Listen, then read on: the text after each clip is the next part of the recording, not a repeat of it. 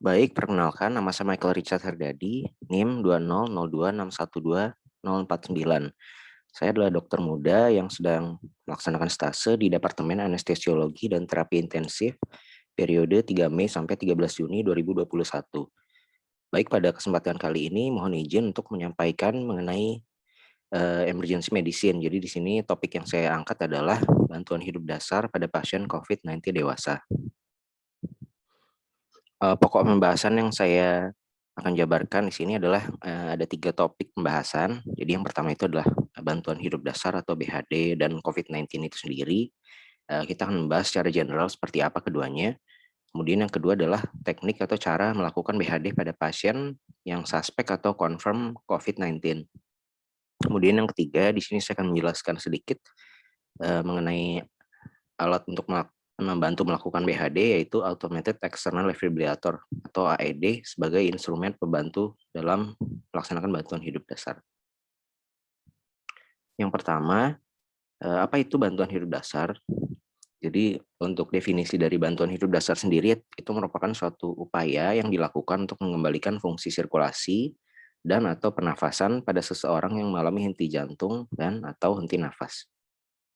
Jadi panduan mengenai pemberian bantuan hidup dasar ini sebelumnya sudah dimuat dalam guideline yang diterbitkan oleh American Heart Association atau AHA yang diperbarui setiap 5 tahun. Dan edisi terakhir itu adalah tahun 2020. Di tahun 2020 ini juga AHA mengeluarkan interim guidance mengenai pemberian bantuan hidup dasar pada pasien yang suspek atau confirm COVID-19. Di sini kita bahas terlebih dahulu seperti apa hubungan antara pemberian bantuan hidup dasar dan COVID-19. Ini sedikit mengenai COVID-19. Jadi COVID-19 itu adalah penyakit yang disebabkan oleh virus SARS-CoV-2, dan virusnya itu pertama kali ditemukan di Wuhan, Provinsi Hubei, di China pada bulan Desember tahun 2019. Dan penyebarannya ini via droplet yang terhirup. Jadi SARS-CoV-2 ini akan berikatan dengan reseptor ACE2 yang terdapat di alveoli paru.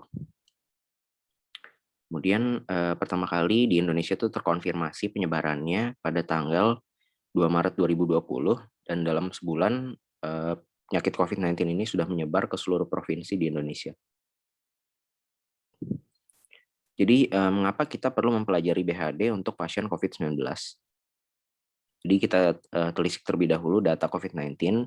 Ini adalah data yang saya ambil per 14 Mei 2021. Jadi yang terkonfirmasi itu ada 1,7 juta kasus, dengan pertambahan kasus per hari itu sekitar 3.400 kasus. Kasus aktifnya itu ada 94.000, memang yang sembuh itu banyak, ada 1,5 juta, hampir 1,6 juta, dan yang meninggal ada 47.000. Jadi tapi ini juga terbantu dengan adanya program vaksinasi dari pemerintah yang ada 2 vaksinasi yang sekarang sudah berjalan dengan lebih baik. Ini datanya saya ambil bersumber dari Komite Penanganan COVID-19 dan Pemulihan Ekonomi Nasional. Nah, jadi ini BHD dan COVID-19. Jadi dari 1,7 juta kasus itu kita perlu mengetahui kalau 12-19% itu dirawat di rumah sakit. Pasien COVID itu dirawat di rumah sakit, hampir seperlimanya, dan dari seperlima itu 3-6% itu menjadi kritis akibat kondisi-kondisi sebagai berikut, yang ada 4 poin ini. Yang pertama itu acute respiratory distress syndrome atau ARDS. Kedua, myocardial injury. Yang ketiga, ventricle arrhythmia. Dan yang keempat sendiri adalah shock. Nah, jadi keempat kondisi-kondisi yang membuat pasien menjadi pasien critically ill ini membuat seseorang itu lebih rentan untuk terjadi cardiac arrest pada pasien yang suspek atau confirm COVID-19. Nah, sebagai tenaga medis di era pandemi ini, kita perlu mengetahui teknik melakukan bantuan hidup dasar pada pasien COVID-19 agar yang pertama itu kita terhindar dari penularan. Dan yang kedua itu adalah untuk meningkatkan chance pasien untuk selamat dari kejadian cardiac arrest. Nah, ini sumber referensi yang seperti sudah saya bilang tadi. Jadi tahun 2020 AHA itu menerbitkan 2 guideline. Nah, yang saya ambil sebagai sumber referensi kali ini adalah Interim Guidance for Basic and Advanced life support in adults, children, and neonates with suspected or confirmed COVID-19. Ini terbit pada tahun 2020. Baik, jadi kita perlu tahu terlebih dahulu bagaimana prinsip umum penanganan pemberian BHD pada pasien COVID-19. Yang pertama perlu kita utamakan, yang selalu kita harus ingat-ingat itu adalah yang pertama perlindungan diri tenaga medis. Jadi kita harus mengenakan alat pelindung diri atau APD. Kalau pada guidance ini PPE ya, Personal Protective Equipment. Itu harus kita pakai. Kemudian yang kedua itu kita harus mengurangi jumlah nakes yang terlibat dalam pemberian bantuan hidup dasar pada pasien ini. Dan yang ketiga, sebisa mungkin apabila tersedia kita menggunakan mechanical CPR device untuk menggantikan kompresi manual. Nanti akan saya jelaskan sedikit seperti apa barangnya. Yang keempat itu kita harus memberitahukan status bahwa pasien yang sedang kita tangani ini, misalnya dia suspek atau sudah confirm COVID, kepada nakes lain sebelum kita transfer. Baik, yang pertama, perlindungan diri tenaga medis. Jadi karena settingnya ini adalah pasien situasi emergency, cardiac arrest, jadi minimal tenaga medis itu diharapkan untuk mengenakan APD level 1 dan face shield. Jadi APD level 1 itu sendiri kita ada penutup kepala, masker surgical, atau mungkin KN95 juga boleh yang di double, kemudian ada handscoon, dan juga baju kerja dan alas kaki. Face shield ini digunakan untuk melindungi mukosa mata. Karena dengan adanya kompresi resusitasi jantung paru itu, kompresi di dada dianggap sebagai sebuah highly aerosolizing procedure atau prosedur yang mungkin saja menimbulkan dengan risiko aerosol yang tinggi. Jadi sangat berpotensi untuk menularkan. Jadi kita harus menggunakan minimal APD level 1 dan face shield. Jadi kemudian ilustrasi yang di kanan ini adalah alat mechanical CPR device LUCAS, jadi LAN University Cardiac Assist System. Jadi lebih kurang nanti pasiennya akan masuk dalam rongganya di bawah ini, dan mesinnya ini nanti akan melakukan simulasi RJP pada pasien.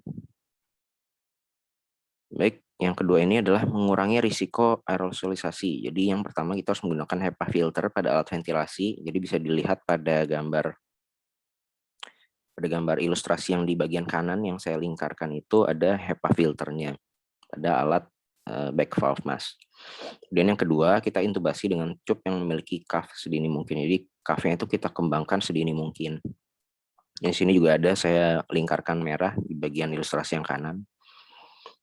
Dan yang ketiga itu kita meminimalisasi kegagalan intubasi. Bisa kita gunakan alat-alat modalitas seperti videolaringoskop, bisa CMAC ataupun McGrath. Di sini yang saya cantumkan adalah gambarnya McGrath videolaringoskop yang bagian kiri.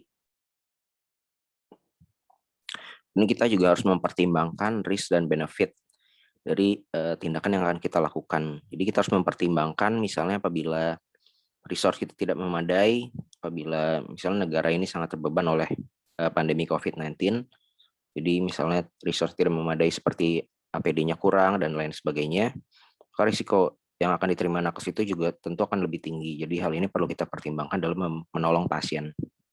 Kemudian yang kedua, keuntungan yang akan diterima oleh pasien.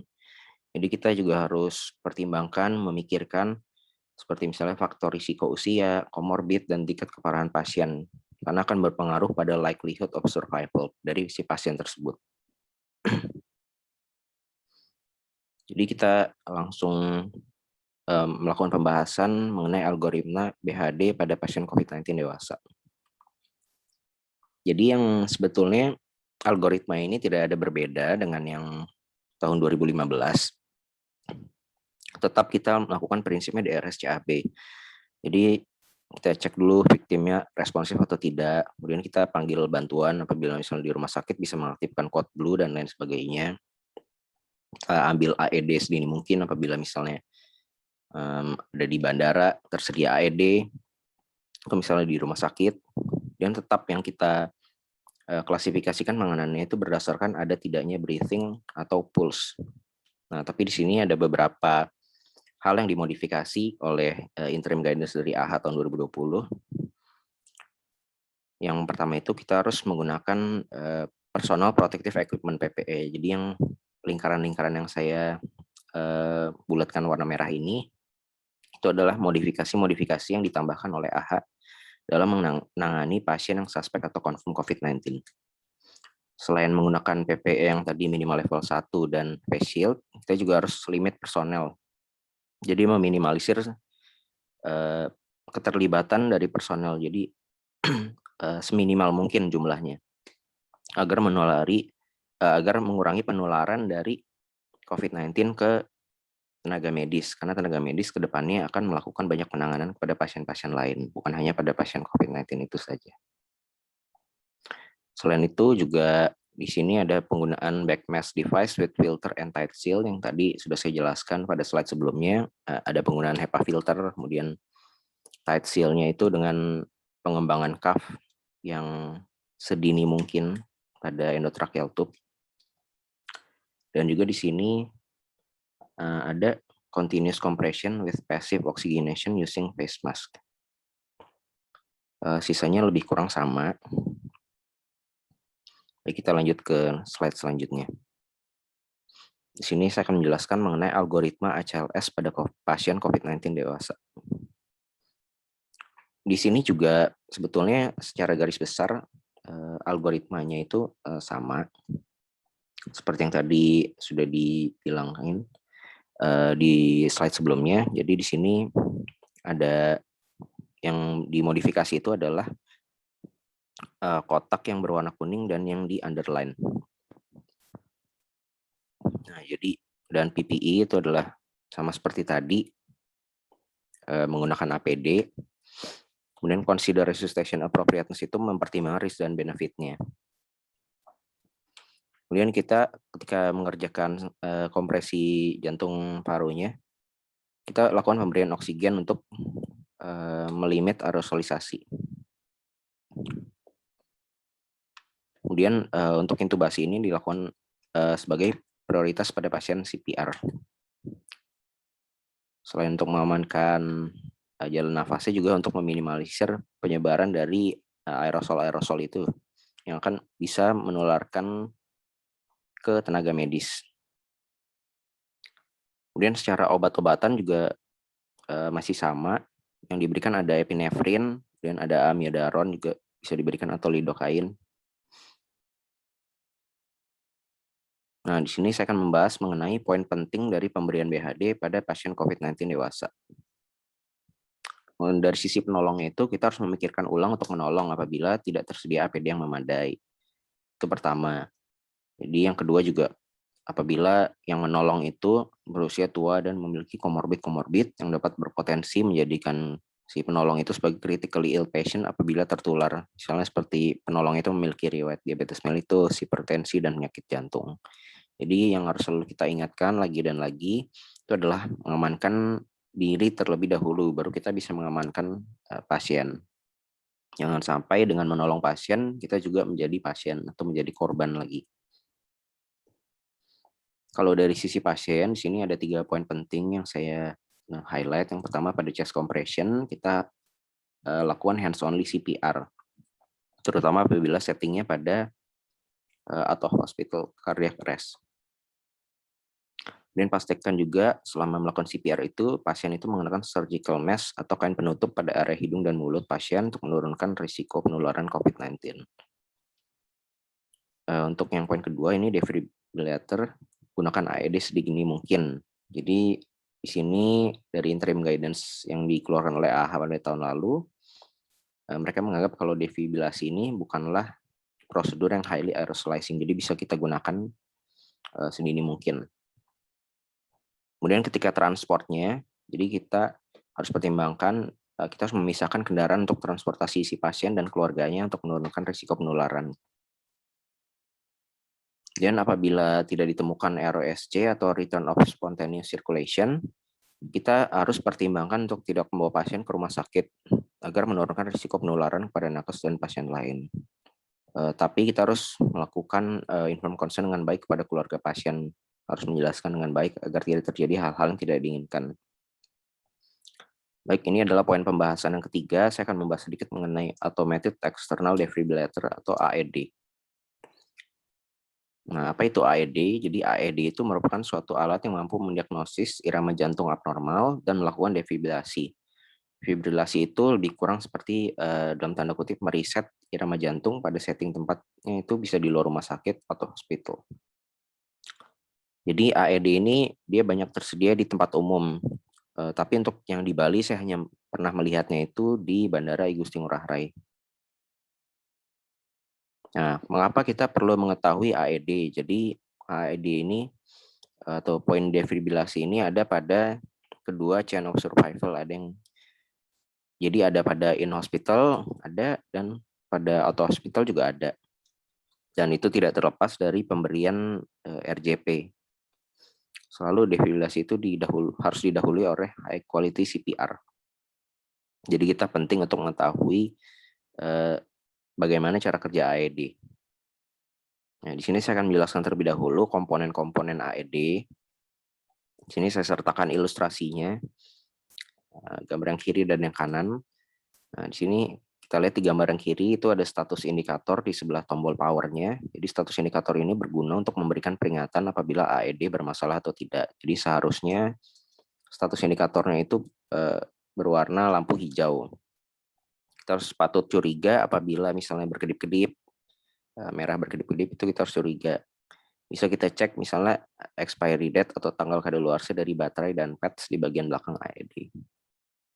Jadi pads-nya ini memiliki tanggal kadaluarsa karena di situ ada bukan hanya elektroda saja tapi ada juga gel, dan gelnya itu yang dapat kadaluarsa termakan usia. Kemudian pada AED biasanya itu ada speaker yang akan menyuarakan instruksi penggunaan AED. Tapi bisa juga selain speaker ada instruksi tertulis, contohnya pada AED yang model seperti ilustrasi pada kanan. Biasanya kalau AED yang model ilustrasi seperti ilustrasi yang di kiri ini, itu tidak ada instruksi tertulisnya.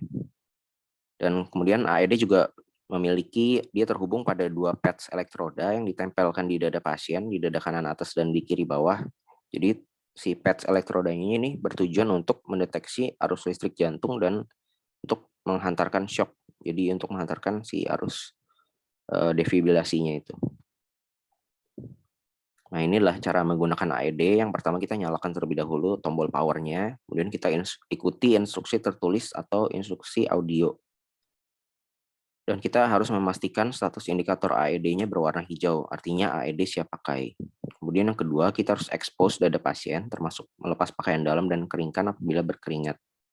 Jadi kita harus melakukan informed consent dengan benar pada poin nomor 2 ini, agar tidak terjadi kesalahpahaman, terutama apabila kita melakukan pada pasien wanita.